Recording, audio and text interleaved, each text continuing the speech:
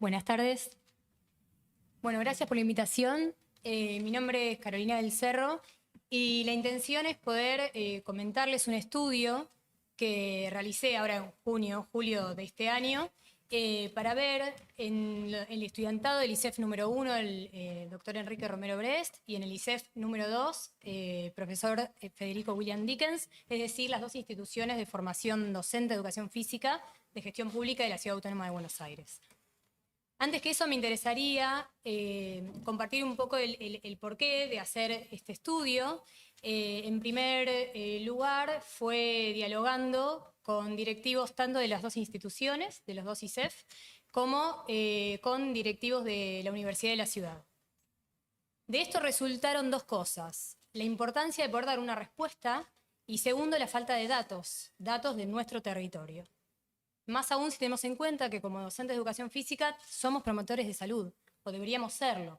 Entonces, ¿cuál es otro de los objetivos de estar presente yo acá? Es poder dar cuenta de que no estamos solo para tirar una pelota, poder dar cuenta de que no estamos solo por una cuestión de descarga y que puede ser en un sentido terapéutico. Trabajo hace 15 años en rehabilitación de drogodependencia, en interdisciplina. Tengo la convicción de que esa es la manera de poder abordarlo, en prevención de recaídas, por ejemplo. Y también trabajo en prevención primaria y secundaria, en los institutos que nombré, y también en instituciones educativas. Bueno, ¿por qué desde la educación física?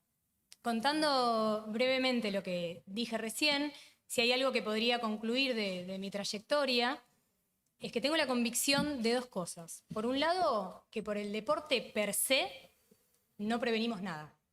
No es la técnica, no es la táctica, no hay un deporte ideal para prevenir nada, porque también con el deporte se pueden hacer estragos. Entonces, ¿cuál es la buena noticia?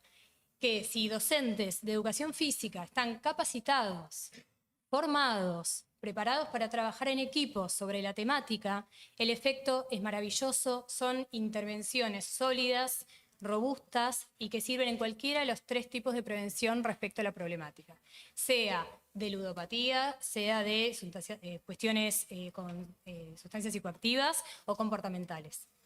Bien, les voy a contar escuetamente algunos de los resultados que fueron saliendo. No quiero abrumar con números, sobre todo porque no tenemos una imagen que apoye, así que opté por algunos. Esto se hizo en junio-julio de 2024, como les comenté recién. En los dos estudiantados se obtuvo una muestra de 590, resultando representativa en ambas instituciones. El porcentaje de hombres que han respondido fue mayor que el de mujeres. Cuando yo haga referencia a diferencia entre géneros, se tomó la proporcionalidad para que sea un dato válido, ¿sí? La edad, el 87% son jóvenes de 18 a 24 años. El 87% también comenzaron a cursar este estudio superior a partir del año 2021. Cuando se le preguntó si juegan, si hacen uso de los juegos virtuales, el 51,4% dijo que sí. Proporcionalmente, si lo dividimos por géneros, resulta que el 30% de las mujeres de este rango etario usan los juegos virtuales, mientras que el 67,6% de los hombres lo hacen. Es decir, duplican y un poquito más el porcentaje de las mujeres. El 63,1% comenzó a jugarlo en edad primaria. Ese es el panorama que tenemos. Esto que hablaban en la mesa anterior respecto a la falta de límite. ¿En qué momento, como adultos, empezamos a observar y alarmarnos por lo que está pasando? Es lo mismo que vienen jugando de chicos. Se va aumentando la apuesta, valga la redundancia. Cuando se preguntó por las apuestas online, el 27,3% dijo apostar. Acá una salvedad, una aclaración. El licenciado de Lepiane, que es especialista en ludopatía justamente, hace muy poquito comunicó un estudio que realizó en donde el 9% del mundo adulto manifiesta hacer apuestas online. En este caso, en esta población de adultos jóvenes, estamos triplicando ese número. Si lo dividimos por género, las mujeres el 9,4% hace apuestas online y los hombres el 41,1%. Es decir, cuadruplica el valor de las mujeres. El 53% de quienes juegan online apuestan. ¿Sí? Esa sería la relación. Y entre quienes apuestan, el 10,5% se conecta más de 10 veces por día en esa aplicación.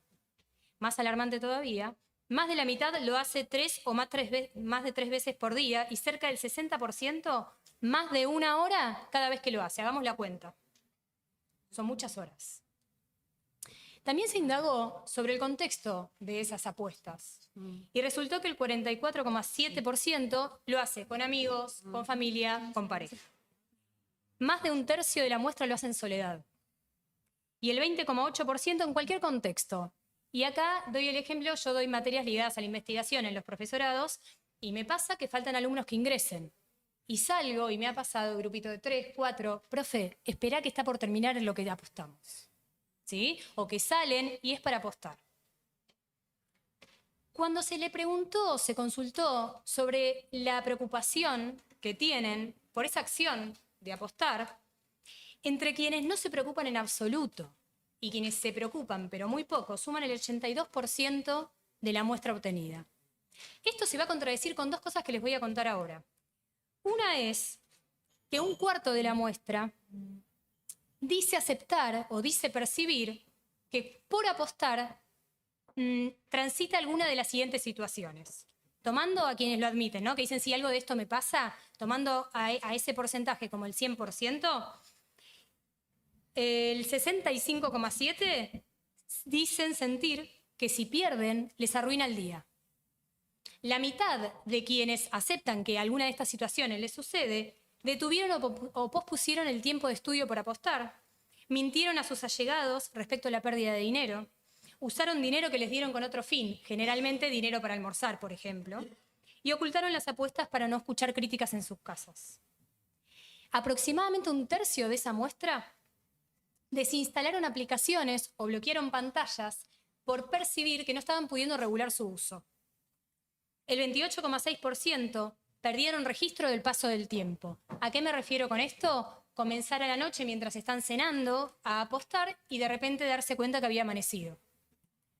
Cuando se les pregunta sobre el origen de ese dinero con el cual apuestan, recordemos que son adultos jóvenes, 3/4 muestra que es producto de su trabajo y solo el 10% dice que procede de su padre, madre o el adulto que se hace cargo de su economía.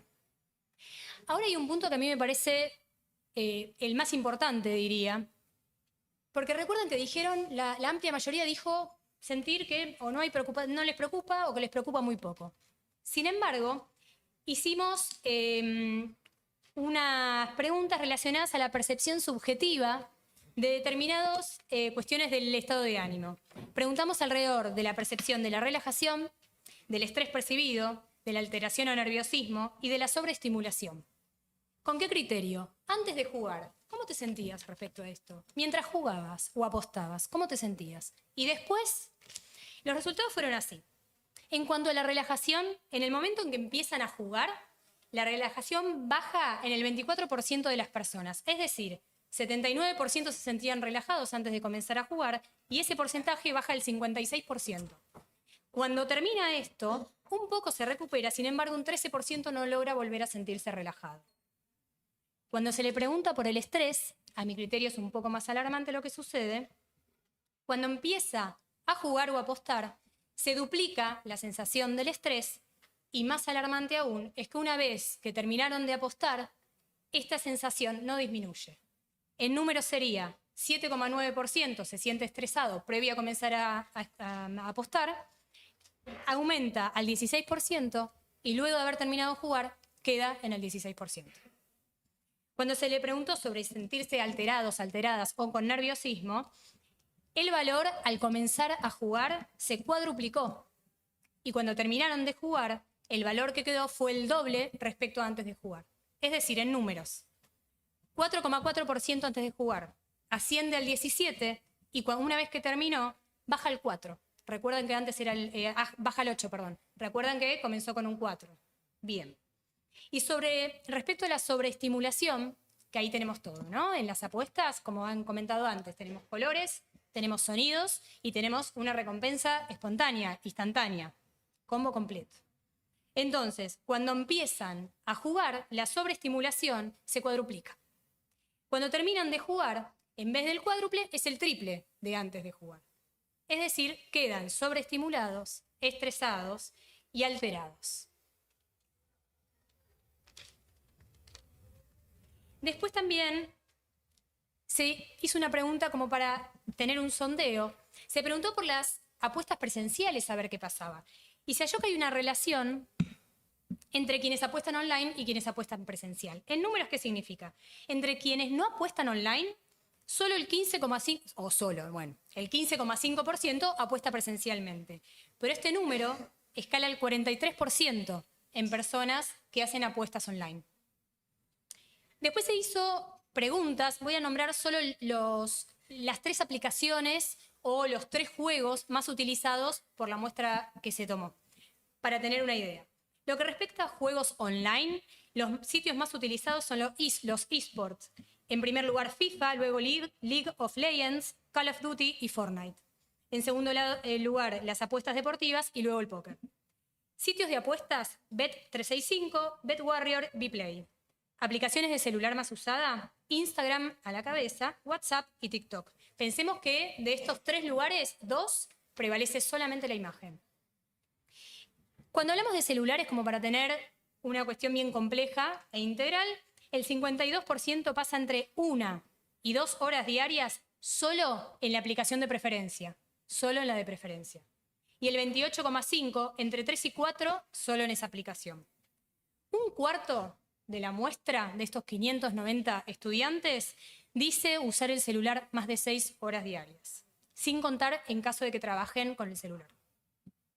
Como conclusiones, en los 2 profesorados no hubo diferencias significativas, ni tampoco la hubo dentro del rango etario que se tomó. Sí se percibe una diferencia significativa entre hombres y mujeres, como pudimos ver. El resumen sería que el doble de los hombres consume juegos online respecto a las mujeres y el cuádruple de los hombres apuesta online respecto a las mujeres. De los juegos más usados, los que comenté recién, el 75% son bélicos y el 25% son deportivos. De las aplicaciones más usadas, 2/3 se basan en la imagen y las percepciones subjetivas del estado de ánimo, todas estas que estuvimos viendo, se ven alteradas negativamente, está claro en los números, y que luego se complica y no siempre se llega a poder volver a la calma o al bienestar. Un cuarto de quienes apuestan registran consecuencias puntuales, situaciones, y pese a esto, o pérdidas por las apuestas o por los juegos online, pese a esto no se vuelca en la preocupación respecto al tema. Mi hipótesis es que si hiciéramos esto mismo en una población de este mismo rango etario, pero en personas que no están dentro del sistema educativo, dentro del sistema de educación superior, sería aún peor. ¿Por qué? Porque quienes pensamos y creemos en una prevención integral, el proyecto de vida tiene un peso, es un pilar fundamental. Y estos chicos estamos suponiendo que tienen un proyecto de vida ligado a la docencia. Entonces, tengamos en cuenta eso. Me tienta poder hacer esto, replicarlo en esta población que acabo de nombrar y también en otros territorios. Por último, pensaba, ya lo han comentado colegas que han hablado hoy, nosotros vemos hoy las apuestas online, los juegos online. En otros momentos fue las sustancias psicoactivas. Más allá de eso, sabemos que todo eso son los síntomas, ¿no? La problemática es mucho más compleja, es mucho más integral, por eso es necesario el abordaje interdisciplinario. Y a lo que voy es, hagamos el juego de que los sitios de apuestas, de que los juegos online desaparecen. Mi pregunta, como le hago a los padres y madres cuando vienen desesperados por el uso de las pantallas de sus hijos y hijas, les digo, ¿y qué pasa en su casa cuando se apagan las pantallas? Entonces pregunto como docente, ¿qué pasa en nuestras instituciones educativas si esos chicos no apuestan, si esos chicos no juegan? ¿Estamos listos, capacitados para contener, para intervenir, para acompañar? Apuesto fuerte, fuerte a que trabajemos por eso. Gracias.